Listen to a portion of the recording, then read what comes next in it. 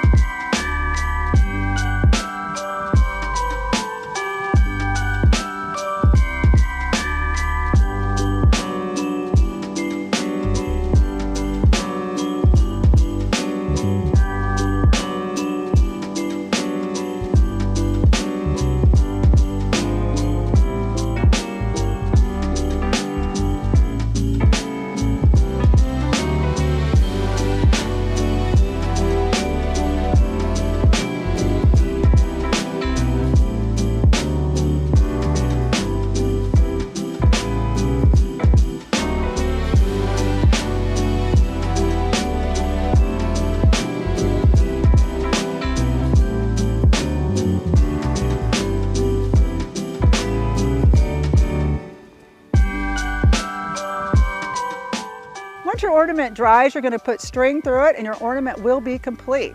These were made using clay stamps or cookie cutters. You can use whatever is available. Please make it your own.